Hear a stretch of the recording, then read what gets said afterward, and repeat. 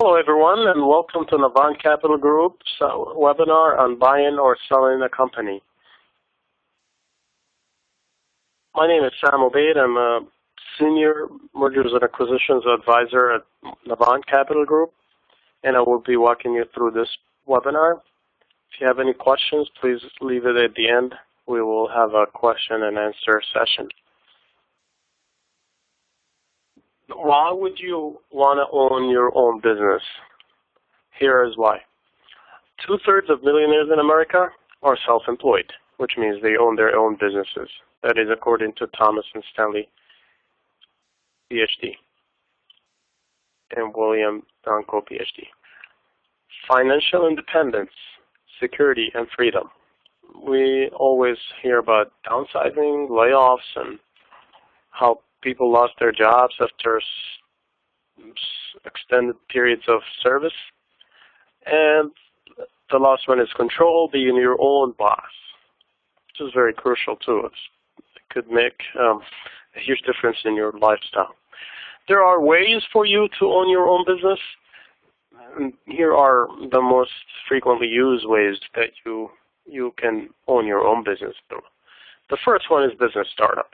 We all hear about business startups and business failures, and there's intrapreneurship, which is a co-op between different entities which will enable you to start a business. There's also a franchise, which is tried and true business systems to help you start using those systems, so without the trial and error. And then there is a business acquisition. Let's compare these to each other and see which one would fare out better. Startup versus acquisition. Several studies have suggested that 3 out of 5 small businesses fail within the first year. That is according to the Indiana Small Business Development Center, SPD. It's their publication called Launching Your Business, page 53. And new businesses show an average survival rate of 39% after 6 years. You can always review the references. And then the business's acquisition is a lot easier to finance than a startup. So the acquisition, you're acquiring an established business that has passed the failure, and you're also acquiring an easier to finance business. It'll be a very challenging argument to request a loan for a startup. When you have an acquisition, there's SBA loan. It's very streamlined. And here are the top 3 advantages of an acquisition. Of course, it's profitability on day one versus a burn rate at a burn rate until you get to break even, and then you become profitable. And there's a cost to that period of time. So profitability on fast track. There's also more financing options for an acquisition, and we might be able to discuss those. There is a lot more financing options, whether it's bank financing, equity financing, seller financing, sale leaseback of equipment. There are different ways for you to finance the acquisition of a business. And then it increases the success potential significantly. The business is seasoned, it's been established for years, and most likely it's going to continue that success. So the advantages of buying a business would be you will have established customer base instead of reaching out to the customers and building it from scratch. Location already familiar to customers if the location is crucial to the business.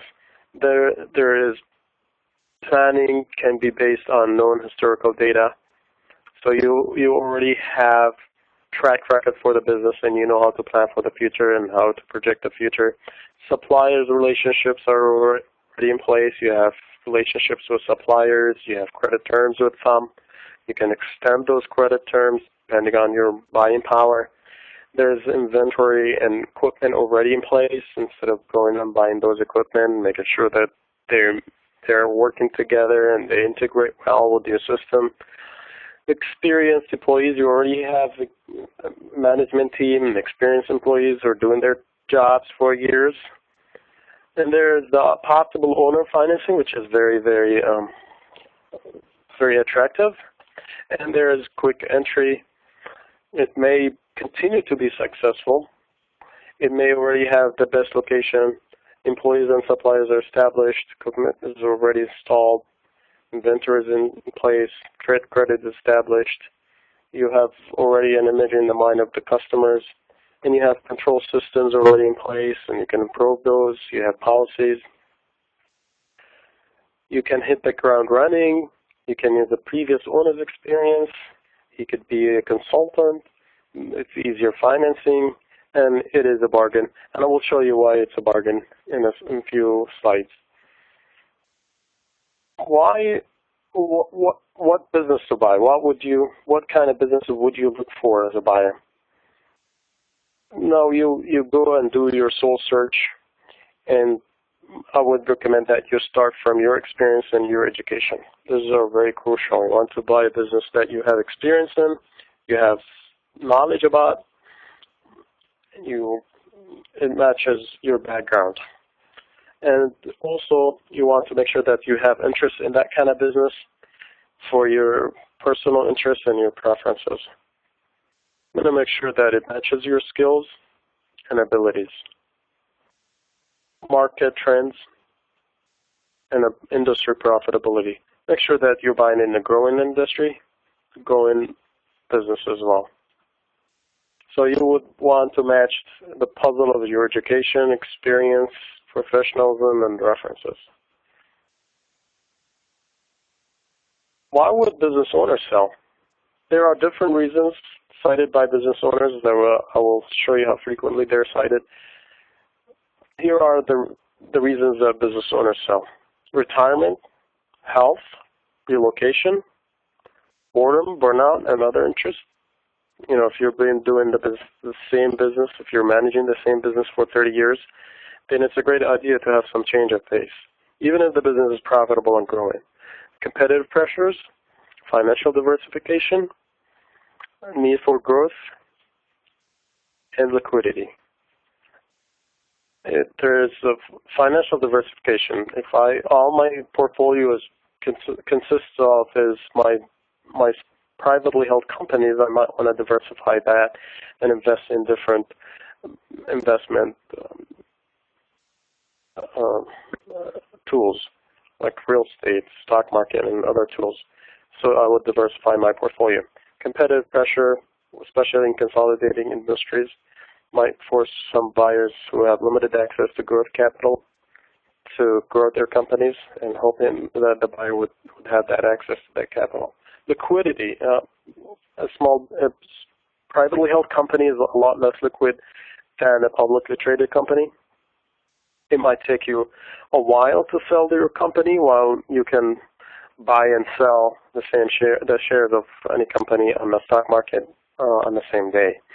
So the publicly traded companies, there is public demand for it, so there's more liquidity.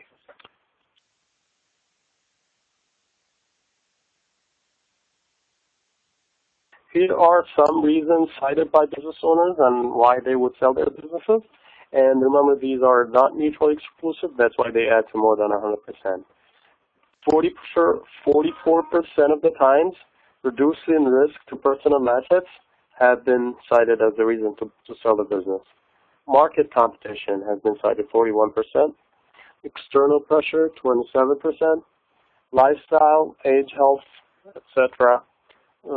Is 14%. Lack of capital, 9%. Management issues, 7%. And other reasons, 6%. How and where to find a business for sale? There are different ways for you to find a business for sale. Of course, through your personal network, through family and friends, and business wanted ads, where you can place it in trade journals, publications, to request business owners who are interested in selling to contact you. And you can always have a direct campaign to contact business owners of the target industry you're interested in. You can contact them and express your interest in buying their business. And also business owners are professionally working with, business brokers are professionally working with business owners, and they always have access to deals, and they have pipeline of deals that might be interesting. How do you evaluate a business for sale? Of course, you would be looking at different aspects of that business, and here's a list of important things, probably not limited to. You might want to look into these factors, but not only these factors. You will definitely look into the financials, the tax returns, the income statements, how those jive in, and how they jive in with the bank statement, and you want to make sure that all of them are in sync with each other. You want to see how the company is marketing products and services, if you can increase that marketing effort. What's the role of the owner? How crucial is he or she to the business? And what's the percentage of the owner's contribution to the overall sales of the business? Competitors, you want to know about competitors and how the company is placed or positioned among the competitors. How scalable is the business? Is it limited to the location where you're at, or is it very scalable? We can market it anywhere in the U.S. or anywhere in the world, for that matter. How long has the business been established? It's very crucial to know how long the business has been established, how seasoned it is, how tenured, so you know how likely is it to exist for the amount of time it's likely to exist for. Financing the acquisition, there are different ways, and that's one of the reasons why an acquisition would be more attractive than a startup. Here are some, not limited to, those sources of financing. You can use the SBA loans, of course, to acquire businesses. It might be a lengthy process. It's really worth it.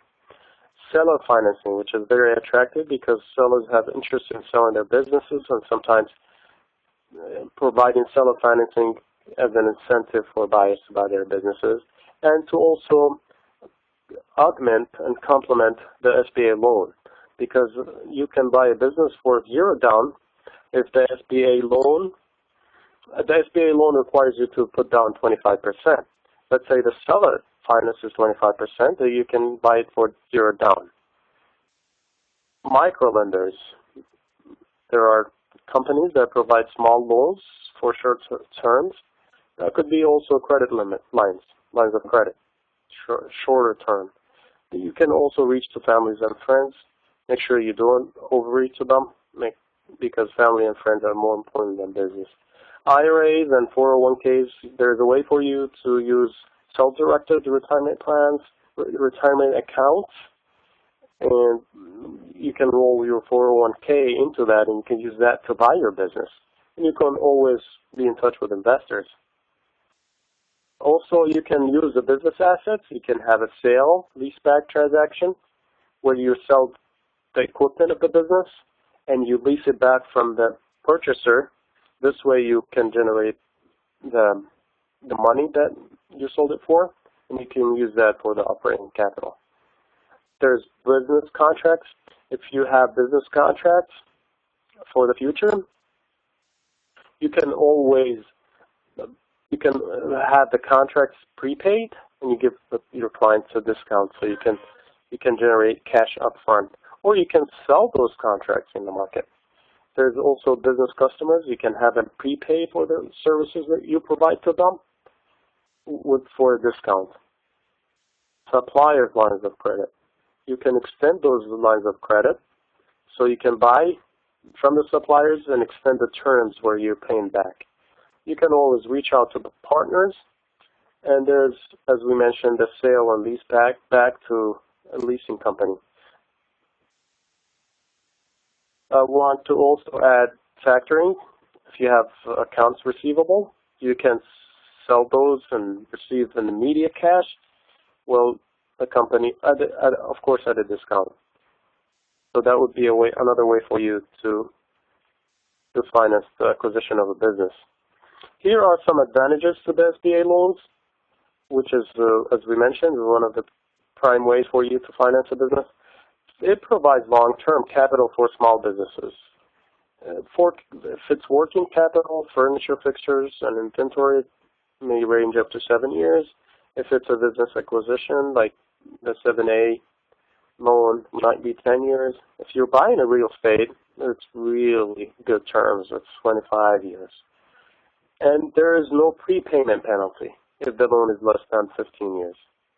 So if your loan is less than 15 years, there is no prepayment penalty. And of course, it provides financing to businesses with collateral shortfall. The advantage of the SBA loan is the guarantee, the SBA guarantee, which means that the SBA guarantees 75%. If the business owner defaults on the loan, the SBA would be paying back through that guarantee 75% of it. That's why the banks will ask you to put down 25%, as we mentioned earlier. And then it requires low down payment, of course, so we mentioned that. And there's no balloon clauses. They're not allowed with the SBA. There's no banking covenants. A business for sale, let's have an example of a business for sale. The asking price is $365,000. The annual revenue is $720,000. And the owner's discretionary earning, which we might discuss later, is about $146,000. And the business operated for 16 years, the last 9 of which are with the current owner. So the owner owned it for the last 9 years. It started 5 years before he bought it. The owner is retiring because he's 69, and he's providing seller financing, and the seller may carry a note of up to 25% for 5 years at 6%. Business is free from any legal judgment or financial debt. Let's look at the deal structure, how the buyer might structure the deal. Purchase price is $365,000. The working capital that the buyer needs to inject for the business, about $10,000. And of course, the working capital could be financed through a line of credit or using factoring, as we mentioned, for the AR, which is accounts receivable.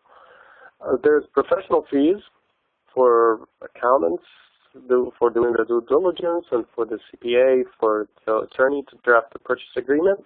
Let's say that would be 5%. I'm giving you an example, a realistic example of a business that we worked with recently. Total project cost would be $380,000. If you add $365,000 plus 10 plus 5 would be $380,000. And the seller is carrying a note of 20%. That would be $73,000. The seller is financing it for 5 years at 6% monthly payment would be about $1,377.60. And then less 10% down, so you're putting down $37,000. The difference would be the loan amount, which is $270,000. And that would be based on an interest rate of prime plus 2 or 6.25%. That would be the currently going rate, and a 10-year amortization. Monthly loan payments would be $3,031.56. And typically 3 months of interest-only payments are included in the loan structure for the SBA loan. Let's calculate, based on this structure, let's calculate the return on investment, which is very crucial. That's why I mentioned that the purchase of a business is really a good deal. It's really a good deal to buy a business. Here is why. If you purchase the business for cash, here is the return on the investment. If you pay upfront 100%, then here's the return on investment. Here's the analysis. The cash flow after debt service, net cash flow would be $93,000. Of course, there is no debt service, so the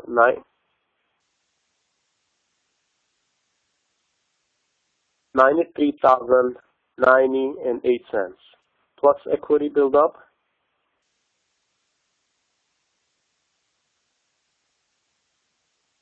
Equity buildup would be 10-year average would be $41,000.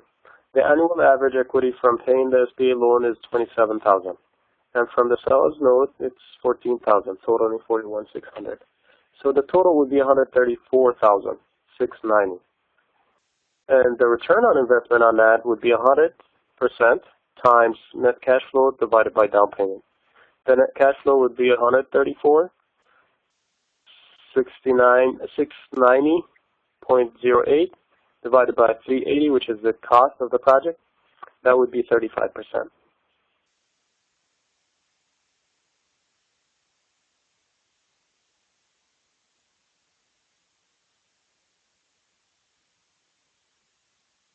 If you, return on investment, if the cash flow is 146, then less the annual SBA debt service, which is 36,000, so you're paying any debt service, less annual seller's debt service. This is for the seller's note, about 16,531.20 cents, and then cash flow after that, which is the net cash flow, is $93,090.08. The return on investment would be 100 times the net cash flow divided by the down payment, which is 100 times $93,090.08 divided by 37,000, which is the down payment. That brings the return on investment to 251%.59. And for simplicity here, we ignored the equity accumulation and the growth of the business in spite of their importance. The annual equity from paying the SBA is $27,000, and from the seller's note is $14,600, totaling $41,600. That will make our return on investment $365. This is why the purchase of a business is really, really lucrative investment. If anyone can tell me about any kind of investment you can make, that will give you 365% profit. I will be the first investor to join. Cash flow analysis. Net profit, let's say net profit is $75,000. Expressed on line 21 of the S-Corp tax return, the Form 1120. Unless estimated income tax, of course, that depends on the buyer, plus depreciation. Depreciation is a non-cash expense. That's why we add it back. Line 14 of the S-Corp tax return, the 1120S. Plus interest. Interest, we always, interest is discretionary. That's why we always do the pre-debt analysis.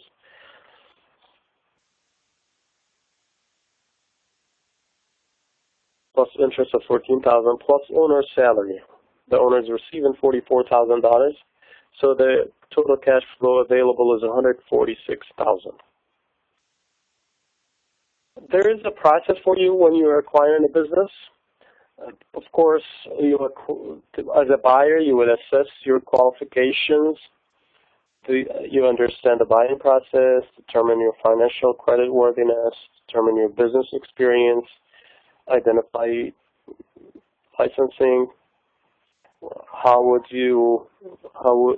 kind of lifestyle changes you would accept, your tolerance for that, and you identify location you're interested in buying a business, whether it's in your local area or you're willing to relocate.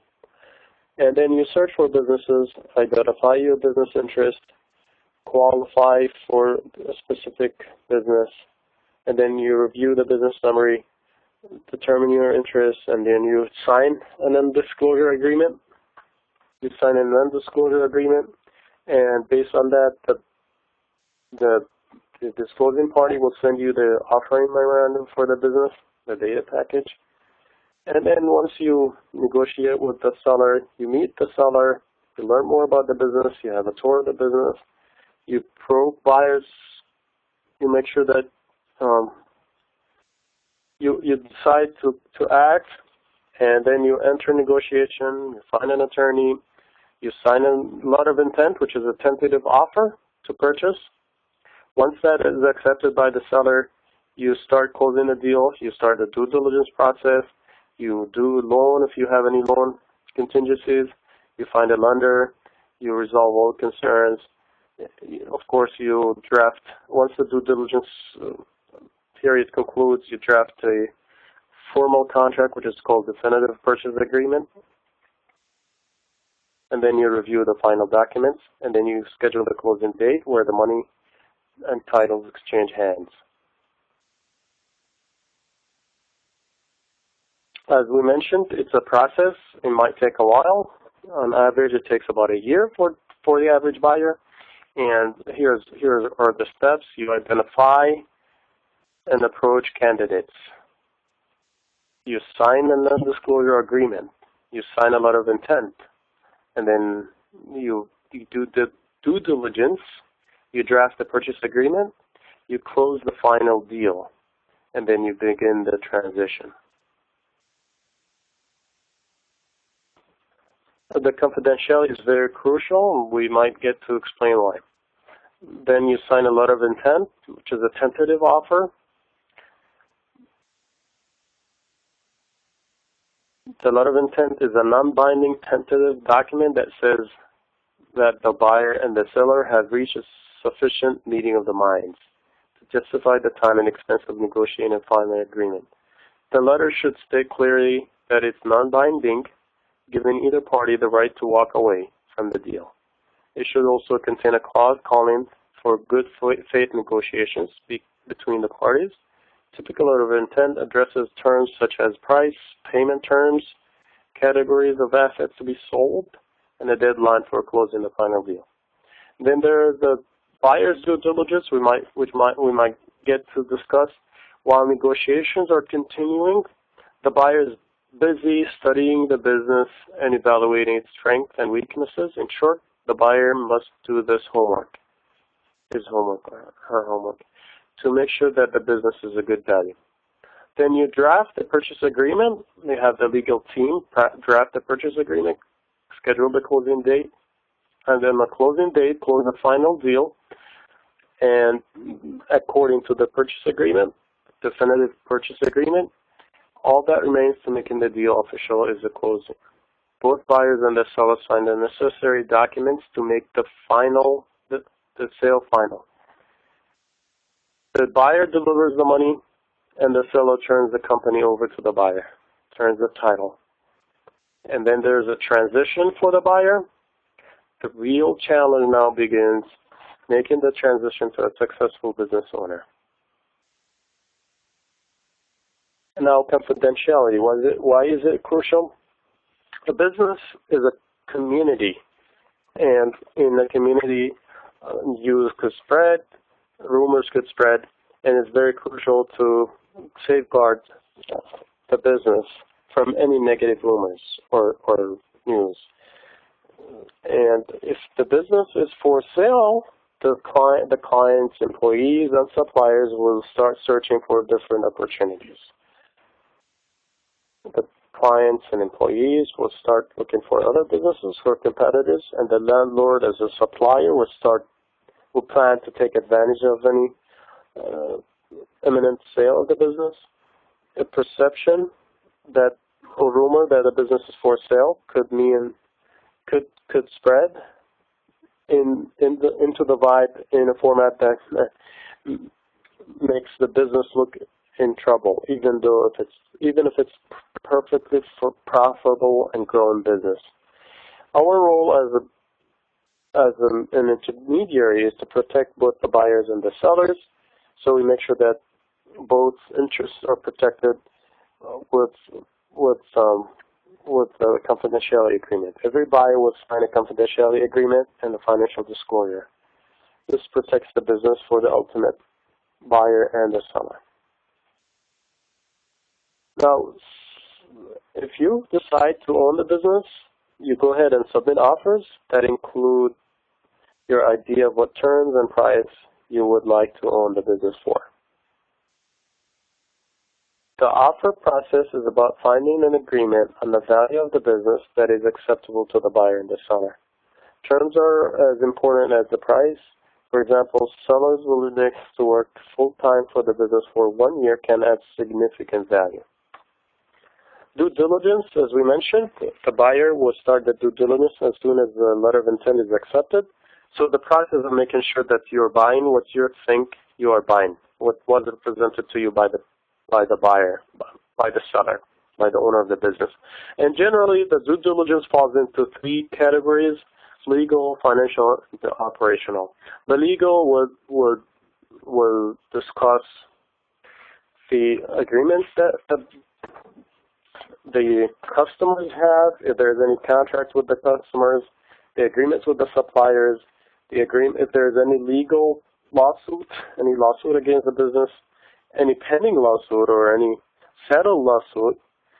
All of that is very crucial in the legal due diligence.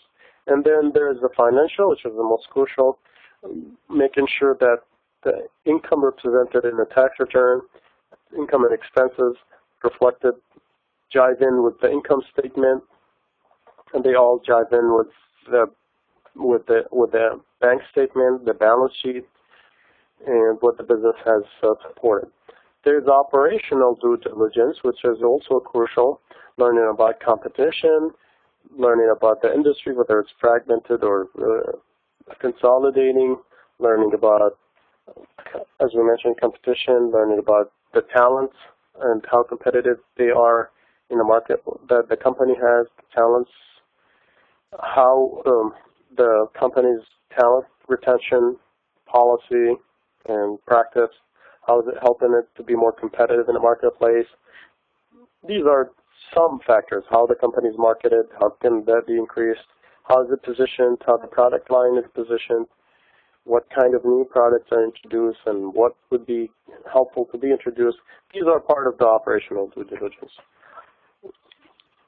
Now, of course, it's very crucial that to complete the discussion to mention the process of value in a business. There are 3 approaches of value in any asset. Of course, there's the balance sheet approach, there's the earning approach, and the market approach. The balance sheet approach, which is on the cost of the assets the business owns, and the market value for them. There are book values, there's market value for assets, so the balance sheet approach will base the value of the asset on the market or the book value. There's the earning approach, how much income that asset will generate.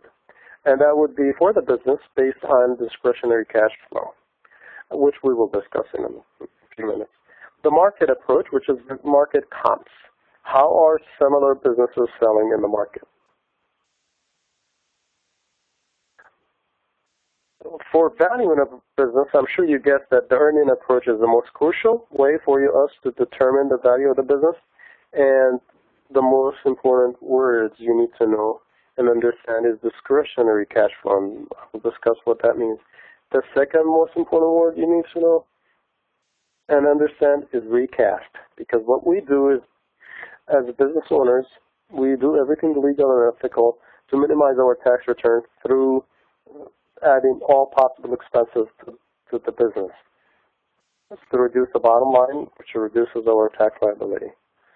And the recast is the process of reversing that, or adding all those costs or expenses to the bottom line to get the true cash flow benefits of the owner.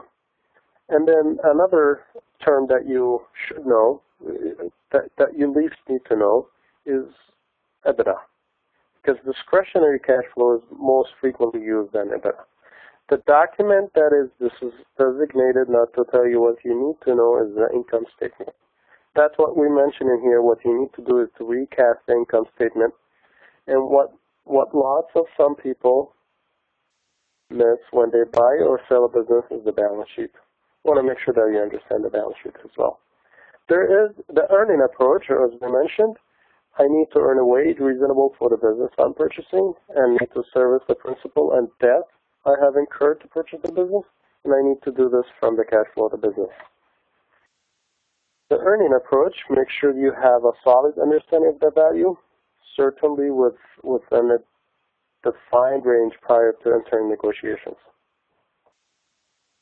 Make sure you have solid understanding of the value. Base your value upon the recast numbers as opposed to the income statement.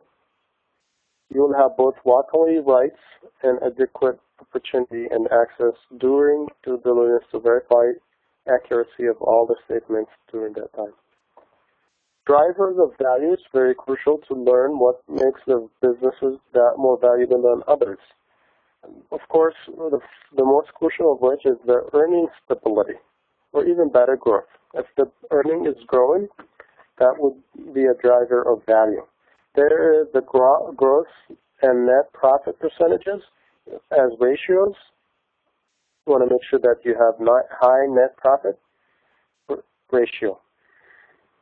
Reputation. If the business has been in business for a while and has really good reputation and image in the marketplace, that would drive value.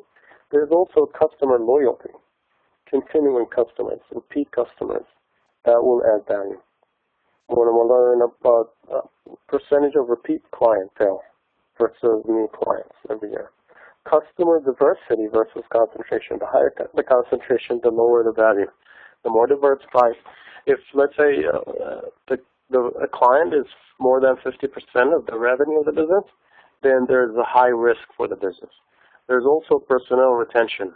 As we mentioned, the talent retention, how successful is the company in retaining the talent and managing depth. There's also the market share size, and penetration rate, the market share size, and how established are the systems and policies in the company. There are different kinds of buyers. There are concentric circles of buyers, and I will start from the center upward, and I will discuss them, we'll explain them further. There is the family members of the business owner. There is the employees of the business. There's competitors of the business. There's suppliers and clients of the business, of their business to business. There's the general buyers. There's strategic financial buyers. Pardon me. There's the financial buyers, and then there is the strategic buyers. As you go further out from the inside out, the concept of value increases. So strategic buyers willing to pay more significantly more than an employee of the business. And that's why you want to reach out to those kind of buyers. You want to reach out to buyers from the outer circle possible inward, going inward, versus most business owners do it the opposite way, going outward. You want to reach it from the outside inward. And here's what the strategic. We mentioned the family members. They're the least ones who are interested in terms of value in the business, who would give the least value for the business. And then there's the employees who know how to start smaller business, so the value of the business is less. There's competitors. They have access to the systems that are comparable to the business, and that's why their intrinsic value is less. They want to grow their businesses either vertically or horizontally, either geographically or get more market share in the same geography. There is as we mentioned, suppliers and clients who want to vertically integrate with the business, so the business becomes their client, so they make profit on their products they're selling to the client, and the client selling to its client in turn. And the same thing if the business is bought by a client of its own clients, the same thing. It's vertical integration in the opposite direction. There's the general kinds of buyers who might be interested in paying more. There is some synergy if the business is integrating. And then there is the financial buyers, who are investors interested in achieving or investing in the business to get some returns. And then there's the strategic buyers who have an enormous amount of synergy with the product the business is offering, or service, of course, and that would give a tremendous boost to the value. because they know that they will be generating a tremendous amount of synergy by combining the business. The transition is a process of assigning tasks and duties to certain people who will make sure that the transition is smooth, and it's a plan that spans 30, 90, or 120 days. And it's advisable to have a transition plan right after closing. Of course, after you buy a business, smart investors plan for exit upon buying an investment, and the exit plan is to make sure that your business will survive retirement, disability, or death of the owner or key employee. Typical exit plan will span 3 to 8 years to realize the investment's objectives. Smart investors, as we mentioned, plan for exit upon entering, plan for when and how you will exit the business, and exit plans could be depending on the kind of business, the growth projections, trajectories for the business, could be in the sale of the business, which is the most frequently used for privately held small businesses. And then there's restructuring, which is a partial sale of the business. There's IPO, initial public offering. There's franchise development, especially for service businesses. And there is licensing, especially for high-tech companies. Recommendations, we always recommend that you have your own team that you trust and you can count on, especially for learning about the value. You know your market and vendors, diversify, make sure you avoid concentration, research your projections, request adequate fundings. The SBA has some good publications on supporting business owners, and Navant is a premier mergers and acquisitions company. And now we open it up for discussion and for questions, and I will welcome anybody who has any questions.